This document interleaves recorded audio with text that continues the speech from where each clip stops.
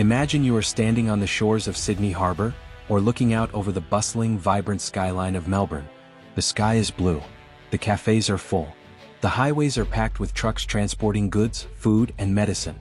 The economy is humming with the relentless, comforting rhythm of modern, industrialized life. It looks incredibly resilient. It looks permanent. But if you peel back the facade, if you look at the invisible digital ledgers of global commodity markets and the fragile maritime shipping lanes that connect this continent to the rest of the world, you will realize that the entire Australian way of life is balancing on the edge of a knife. 10,000 miles away, the knife has just slipped.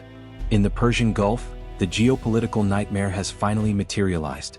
A massive escalation involving the Islamic Republic of Iran has resulted in the total, indefinite closure of the Strait of Hormuz. The 33-kilometer-wide maritime choke point, the artery through which 20% of the world's global oil supply flows, is seeded with contact mines and bracketed by shore-based anti-ship cruise missiles. Commercial supertankers are sitting dead in the water. The Joint War Committee in London has designated the entire region a high-risk zone, causing maritime insurance premiums to spike to mathematically unviable levels. The global physical flow of crude oil has suffered a catastrophic cardiac arrest. In the United States, the strategic petroleum reserves are cracked open, and the political establishment scrambles to manage the domestic fallout. But in Australia, the situation is not just a political crisis. It is an existential, civilizational emergency. Because unlike the United States, Australia has no massive underground salt caverns filled with hundreds of millions of barrels of crude oil. And more terrifyingly, even if Australia had the crude oil, it no longer possesses the industrial capacity to refine it into the diesel and jet fuel that the nation desperately needs to survive. While the Australian public watches the explosions in the Middle East on their television screens, viewing it as a distant, foreign tragedy, the cold, hard mathematics of supply chain warfare have already calculated their fate. The invisible tourniquet has been applied to the jugular vein of the Australian continent. The flow of refined diesel is about to stop. And when the diesel stops, the trucks stop. The supermarket's empty. The massive iron ore mines power down. The economy shatters. And the Australian military becomes entirely paralyzed. The 20-day death spiral has officially begun. Welcome to Doctrine of War. Today we are executing a forensic, deep-dive analysis into the most terrifying, unacknowledged vulnerability in the Western Alliance, the weaponization of energy dependence. Here is the thesis for this episode.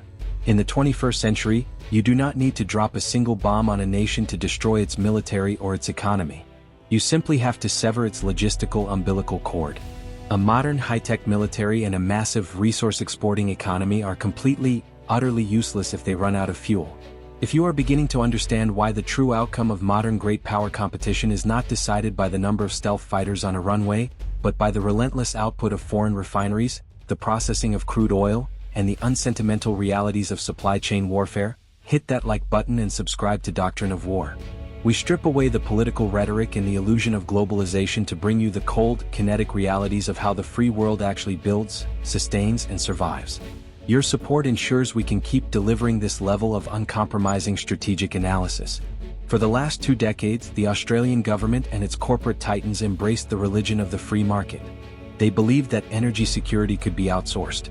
They believed that global supply chains were an unbreakable law of nature. They dismantled the nation's sovereign refining capacity for the sake of cheap imports, effectively handing the keys to national survival over to foreign powers. Now the bill has come due. We are going to break down the refinery collapse, the staggering sovereign vulnerability created by the death of Australian heavy industry. We are going to analyze the macroeconomic meat grinder, how the loss of diesel paralyzes the Pilbara, crashes the Australian dollar, and triggers a devastating financial contagion. We will explore the grounded fleet, the brutal reality facing the Australian Defence Force when its $100 million stealth fighters and billion-dollar destroyers run completely dry. And finally, we will wargame the 20-day death spiral, charting the exact timeline of a modern society collapsing under the weight of its own outsourced energy policy. Let us begin by confronting the uncomfortable historical truth of how Australia willingly surrendered its sovereign energy security, leaving it completely exposed to the chaos of the Middle East. The death of domestic refining. To truly comprehend the sheer, apocalyptic magnitude of the crisis facing the Australian continent following the closure of the Strait of Hormuz, you must first understand the catastrophic, self-inflicted destruction of Australia's domestic industrial base. Rewind the clock 30 years. In the 1990s, Australia possessed a robust, highly capable and strategically vital network of oil refineries. There were 8 major refineries distributed across the continent, in Sydney, Brisbane, Melbourne and Perth. These massive industrial complexes took raw crude oil, some sourced domestically from the Bass Strait, but much of it imported, and refined it onshore into the specific high-grade liquid fuels required to run the nation. Unleaded petrol for cars, ultra-low sulfur diesel for the trucking and mining sectors, and specialized aviation turbine fuel for the airlines and the military. Australia controlled the final, most critical step of its own energy supply chain. The nation possessed sovereign industrial resilience. But then, the accountants and the financial strategists took over. The prevailing economic philosophy of the 21st century dictated that just-in-time, globalized supply chains were the ultimate pinnacle of human efficiency. The corporate boards of the major energy companies looked at their spreadsheets and realized that refining oil in Australia, with its high labor costs, strict environmental regulations and aging infrastructure, was marginally less profitable than refining oil in Asia. They realized that massive hyper-efficient mega-refineries were being constructed in Singapore, specifically on Jurong Island, and in Ulsan, South Korea and Jamnagar, India. These Asian mega-refineries could process millions of barrels of crude oil a day at a fraction of the cost. So, the ruthless, systematic dismantling of Australian sovereignty began. One by one, the refineries were shuttered, decommissioned and torn down, converted into simple fuel import terminals. The Clyde Refinery in Sydney, the Kurnell Refinery, the Kwinana Refinery in Western Australia, the Altona Refinery, gone. Today, as the crisis in the Middle East erupts, Australia is left with exactly 2 operational oil refineries, the Ampol Refinery in Lytton, Queensland and the Viva Energy Refinery in Geelong, Victoria. These 2 surviving facilities are old, incredibly fragile and critically, they can only supply a tiny fraction of the nation's daily demand for liquid fuels. For the vast, overwhelming majority of its transport and military fuels, over 90% of its diesel and jet fuel, Australia is completely, fundamentally and terrifyingly reliant on foreign imports of already refined product. The fragile daisy chain. This deliberate deindustrialization created what logisticians call a fragile daisy chain. And it is the most dangerously exposed supply line in the Western world. Here is how the Australian economy actually stays alive. Raw crude oil is pumped out of the ground in Saudi Arabia, Iraq or the United Arab Emirates. It is loaded onto massive very large crude carriers, VLCCs. These unarmored, slow-moving behemoths must navigate through the narrow 33-kilometer wide Strait of Hormuz. Once they clear the Persian Gulf, they sail across the Indian Ocean to the mega-refineries in Singapore, South Korea or India. There, the crude oil is chemically processed, cracked and refined into diesel and aviation fuel. Once refined, this finished product is loaded onto entirely different ships, product tankers. These product tankers must then sail thousands of miles down through the highly contested waters of the South China Sea, navigating the complex archipelagos of Southeast Asia, before finally arriving at import terminals in Sydney, Melbourne, Brisbane and Perth. It is a logistical umbilical cord that stretches for over 10,000 miles. It relies on perfect peace in the Middle East, perfect operational capacity in Asian refineries, and perfectly secure, uncontested sea lanes in the Pacific. When the Islamic Revolutionary Guard Corps mines the Strait of Hormuz, they do not just trap the crude oil. They trigger a massive, cascading chain reaction of industrial failure. The mega-refineries in Singapore and South Korea are suddenly starved of their primary feedstock. They cannot produce the diesel that Australia desperately needs. The product tankers sitting empty in Jurong Island have nothing to load. The 10,000-mile umbilical cord is violently severed at the source. Australia is no longer insulated by the tyranny of distance. The distance has become the weapon that will kill the economy. The nation is isolated, alone, and rapidly running out of the very liquid that keeps its heart beating. The illusion of the strategic reserve. When the news of the Hormuz blockade hits the global markets, the immediate reaction of the Australian public is to look to the government for reassurance. Politicians step up to the podiums and assure the nation that supply is secure and that the country has access to strategic reserves. But the international energy markets and the commodity traders in London and New York know the dark, terrifying truth. The strategic reserve is an illusion. Under the mandates of the International Energy Agency (IEA), member nations are required to hold a minimum of 90 days of net oil imports in reserve to survive a global supply shock. The United States achieves this through its massive Strategic Petroleum Reserve, SPR, buried in salt caverns in Texas and Louisiana. Japan and South Korea, acutely aware of their vulnerability, maintain massive, hardened, onshore storage facilities. Australia has notoriously, repeatedly, and aggressively failed to meet this 90-day mandate for over a decade. Instead of building sovereign, hardened storage tanks on Australian soil, successive governments engaged in accounting tricks. They purchased tickets for oil stored in the United States SPR and counted it toward their total. But oil sitting in a cavern in Texas is completely useless to a truck driver in Sydney when the global maritime shipping network has frozen in terror. The physical, brutal reality is that actual, onshore, usable stocks of refined fuel in Australia frequently hover dangerously low. Independent security analysts and logistics experts consistently point to a terrifying number: roughly 20 to 28 days of refined diesel and aviation fuel available in domestic commercial storage. 3 to 4 weeks of life support. As the reality of this 20-day limit sets in, the global markets react with brutal, algorithmic efficiency. The prediction markets and forward contracts for diesel in the Asia-Pacific region go vertical. The price doesn't just double, it enters uncharted, apocalyptic territory. The surviving refineries in Asia, dealing with massive crude shortages, will instantly redirect their limited output to the highest bidder or to their own domestic markets. Australia is pushed to the back of the line. The paralysis of the Pilbara. The true devastation of the oil shock will not be felt first at the suburban petrol pump. It will be felt in the industrial engine room of the Australian continent, Western Australia. Australia is a G20 economy, but its wealth, its federal budget, and its global power are entirely underwritten by the resources sector. The massive iron ore mines in the Pilbara, operated by titans like BHP, Rio Tinto, and Fortescue, generate over $130 billion a year in export revenue. This revenue funds the schools, the hospitals, and the military modernization programs of the entire nation. But you cannot extract millions of tons of iron ore from the red dirt of the outback with solar panels and wind turbines. The mining sector is a ravenous, insatiable beast that feeds exclusively on high-grade diesel. The massive, 3-story high autonomous haul trucks that carry the ore out of the pit run on diesel. The massive excavators run on diesel.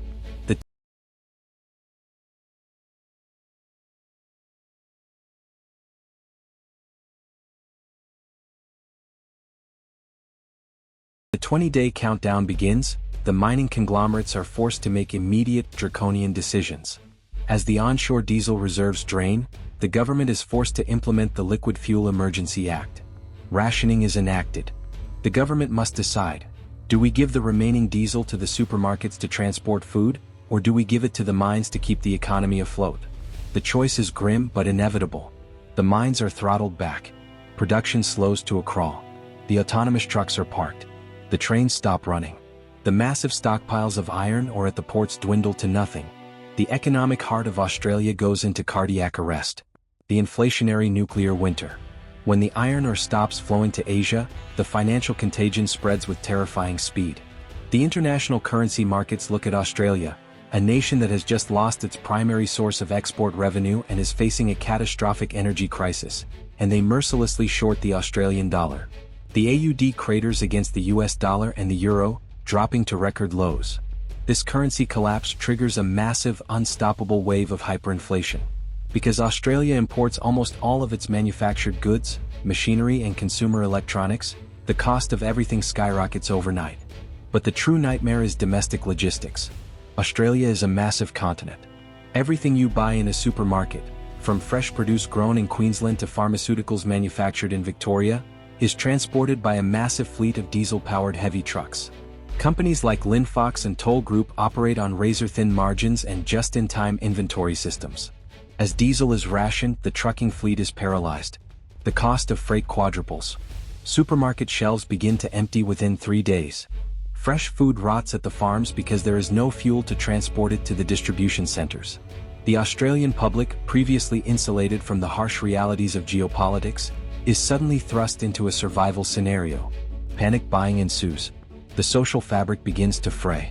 A kinetic war 10,000 miles away in the Strait of Hormuz has directly caused a financial and logistical nuclear winter in the suburbs of Melbourne and Sydney. The macroeconomic meat grinder has processed the illusion of Australian resilience, leaving behind a paralyzed, impoverished, and starving continent. The $100 million paperweights. While the civilian economy is collapsing, An equally terrifying, highly classified crisis is unfolding inside the headquarters of the Australian Defence Force, ADF. For the last decade, Australia has engaged in a massive, historic, $368 billion modernization of its military. We bought the absolute bleeding-edge technology of the Western arsenal. We bought F-35A Lightning II stealth fighters. We built Hobart-class Aegis air warfare destroyers. We acquired E-7A Wedgetail surveillance aircraft and C-17 Globemaster heavy transports. We are preparing to host United States nuclear-powered attack submarines and B-52 strategic bombers. We built the most exquisite, technologically supreme military force in the Southern Hemisphere.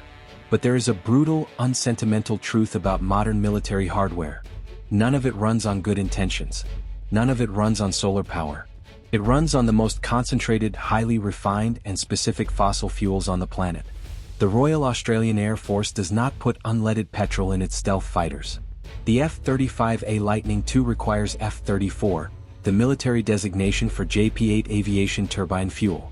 It is a highly specialized, kerosene-based fuel with specific freezing point and anti-icing additives designed for high-altitude, supersonic combat. An F-35 is a thirsty machine.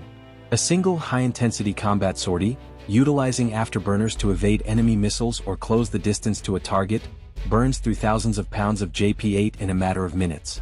The massive C-17 Globemasters, required to transport troops and HIMARS batteries across the vast continent, consume oceanic quantities of aviation fuel. Without an unceasing, massive river of JP-8, the entire Royal Australian Air Force is grounded. The skies over northern Australia are left wide open.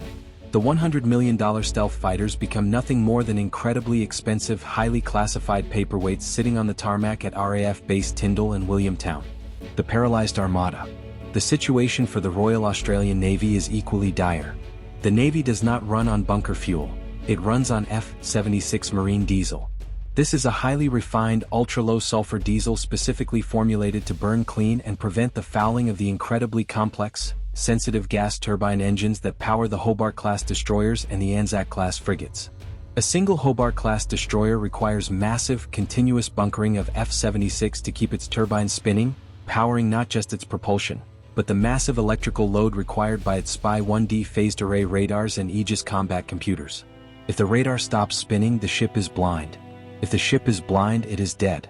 Furthermore, while the future nuclear-powered submarines of the AUKUS program will not require refueling, a Navy cannot operate with submarines alone. The submarines require surface escorts, anti-submarine frigates, and massive logistical supply ships like the HMAS Supply, all of which burn F-76 marine diesel. During major exercises, the ADF consumes tens of millions of liters of fuel in just a few weeks. In a high-intensity war, that consumption rate triples. The strategic nightmare of rationing. When the Hormuz blockade hits, the Joint Logistics Command of the ADF faces an impossible dilemma. The military holds its own strategic fuel reserves, but these reserves are finite. If the commercial supply chain from Singapore and South Korea is severed because there is no crude coming from the Middle East, the ADF's strategic reserves will drain with terrifying speed. The military must implement draconian fuel rationing. Training flights are immediately cancelled. The F-35 pilots, who require constant, continuous flight hours to maintain their elite combat edge and proficiency, are forced into simulators. The readiness of the Air Force begins to atrophy immediately. Naval patrols are curtailed. The destroyers and frigates are tied up at the wharves at Fleet Base East in Sydney and HMAS Stirling in Western Australia, running on shore power to conserve their internal tanks. The only fuel that is burned is reserved for absolute, critical missions. Flying combat air patrols, CAP, with E-7A Wedgetails to monitor the northern approaches, and maintaining a bare minimum of naval presence in the primary maritime choke points. But this paralysis occurs at the exact moment of maximum global danger. The strategic planners in Beijing are watching the chaos in the Middle East and the subsequent energy starvation of the West with intense, calculating interest. The Chinese Communist Party has studied Western vulnerabilities for decades. They know exactly how fragile the Australian energy supply chain is. If the United States and Israel are heavily engaged in a protracted, violent conflict against Iran, and Australia is internally paralyzed, fighting over the last drops of diesel to keep its supermarkets stocked, a massive window of opportunity opens in the Indo-Pacific. If China decides that this is the moment to initiate a blockade of Taiwan, or to aggressively seize disputed territories in the South China Sea, the free world faces a catastrophic two-front crisis. In this scenario, Australia is supposed to act as the southern node, the untouchable fortress, the strategic sanctuary where US bombers can stage and Allied navies can repair and resupply. But if Australia has no fuel, the fortress is useless. Australia effectively removes itself from the geopolitical chessboard.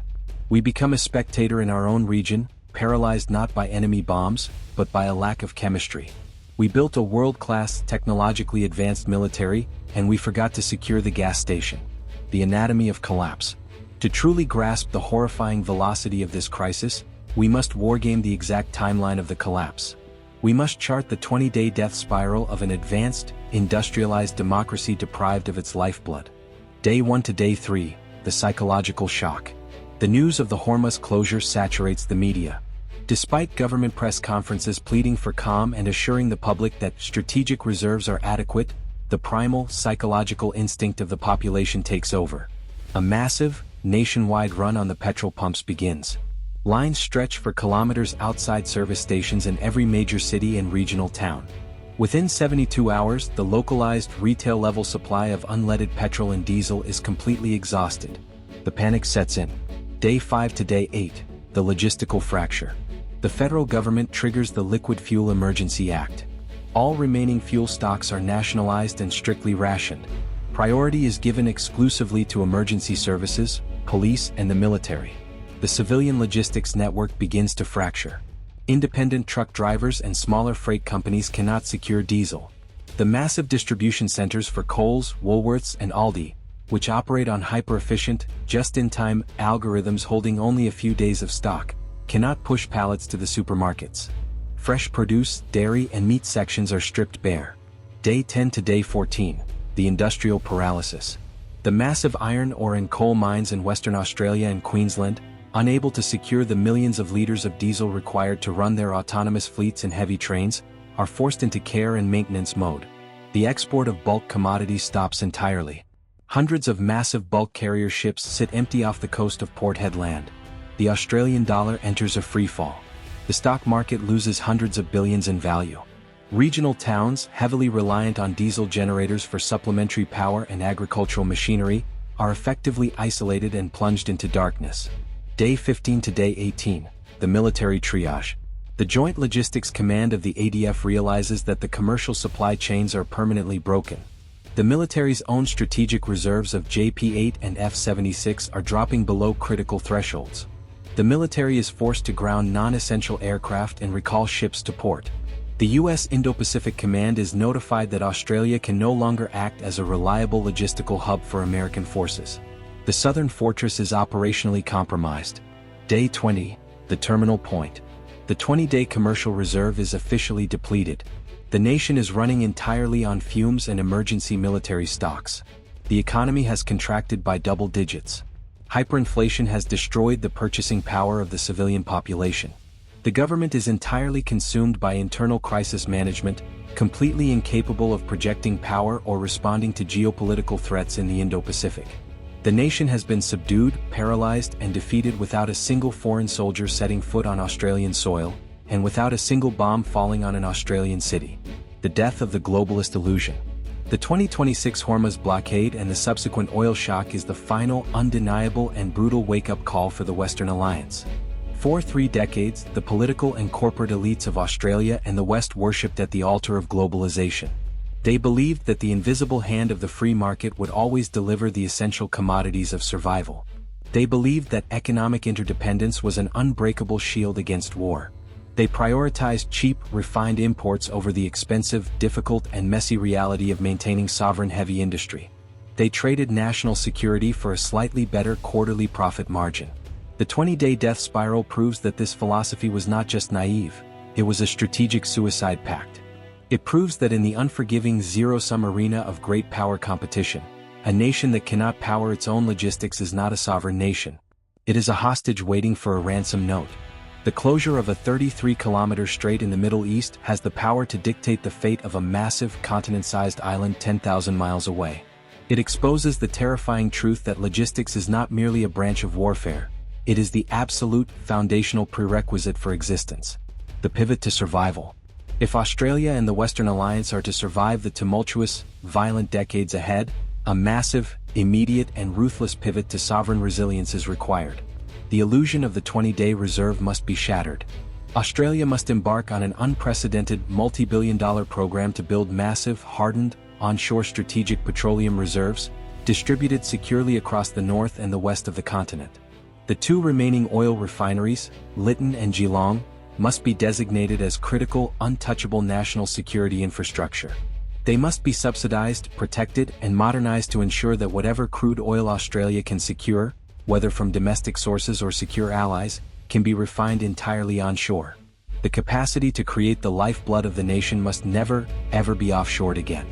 Furthermore, the military and the heavy industrial sector must accelerate the development of synthetic fuels, advanced domestic energy production, and alternative propulsion technologies that do not rely on the fragile maritime umbilical cord of the Middle East.